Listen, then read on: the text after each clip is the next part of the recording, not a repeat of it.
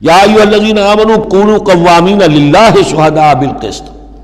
اب وہ آیت نمبر 135 میں نے نوٹ کرائی تھی سورہ نساء کی، اور یہ آیت نمبر 8 ہے سورہ مائدہ کی، ایک ہی مضمون، وہی نسبت زوجیت کو سمجھ لیجئے، صرف یہ کہ عکسی ترتیب ہے۔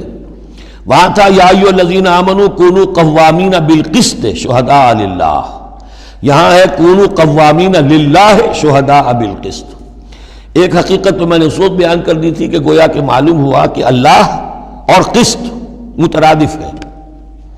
اللہ کے لیے کھڑے ہو جاؤ، قسط کے لیے کھڑے ہو جاؤ، اللہ کے گواہ بن جاؤ، قسط کے گواہ بن جاؤ، تو گویا کہ اللہ اور قسط یہ مترادف ہے۔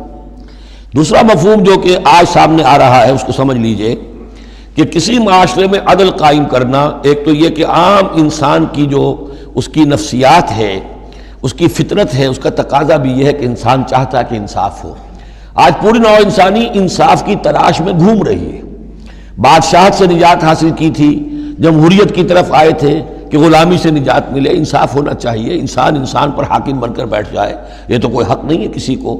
لیکن یہ کہ اس کا نتیجہ کیا ہوا کہ کیپٹلزم کی لعنت میں گرفتار ہو گئے، سرمایہ داروں کی جو ہے وہ ایک ڈکٹیٹریٹ اور آمریت قائم ہو گئی۔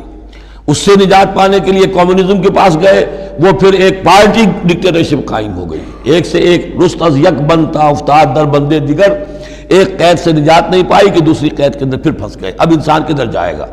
لیکن یہ کہ فطرت کے اندر ہے کہ عدل اور انصاف انسان چاہتا ہے۔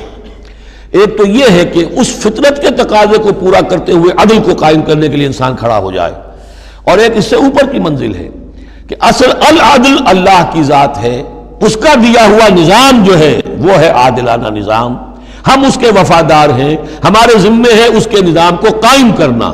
تو کھڑے ہو جاؤ اللہ کے لیے، یا ایھا الذین آمنوا کونوا قوامین للہ شہداء بالقسط۔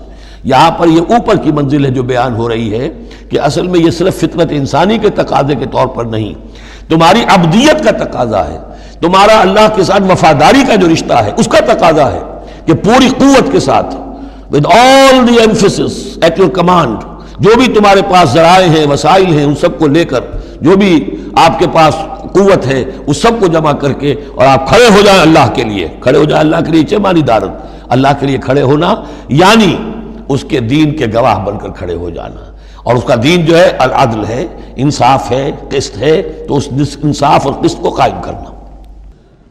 یا ایھا الذین آمنوا کونوا قوامین للہ شہداء بالقسط۔ اب دیکھیے وہاں کیا تھا، وَلَوْ عَلَىٰ أَنفُسِكُمْ أَوِ الْوَالِدَيْنِ وَالْأَقْرَبِينَ۔ انصاف سے روکنے والی چیز ہوتی ہے کوئی محبت۔ اب میں اپنے خلاف کیسے فتویٰ دے دوں، اپنے والدین کے خلاف کیسے فیصلہ دے دوں، اپنے رشتہ داروں کے خلاف کیسے فیصلہ دے دوں؟ وہاں فرمایا اس کی کاٹ کر دی، وَلَوْ عَلَىٰ أَنفُسِكُمْ أَوِ الْوَالِدَيْنِ وَالْأَقْرَبِينَ۔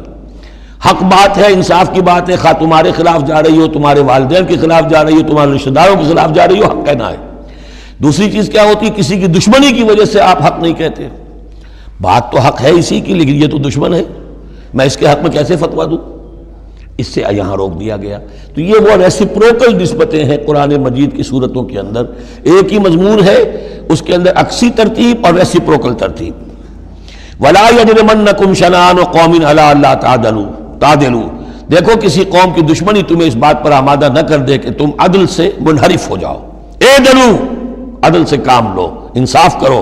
هو اقرب للتقوی، یہی بہتر ہے اور قریب تر ہے تقوی کے۔ واتقوا اللہ ان اللہ خبیر بما تعملون، اور اللہ کا تقوی اختیار کرو، اور جو کچھ تم کر رہے ہو اللہ اس سے باخبر ہے۔ اب اس میں ظاہر بات ہے بار بار میں نہیں کہہ سکتا، یہ جو بار بار آتا اللہ دیکھ رہا ہے، اللہ باخبر ہے، کیا مانی؟ ہر ایک کا حساب تم سے لے گا، ہر ایک کی جواب دہی تمہیں کرنی پڑے گی، تمہارا کوئی عمل، تمہارا کوئی قول اس کے علم سے خارج نہیں ہے، لہذا ہر وقت چوکس رہو، چوکنے رہو۔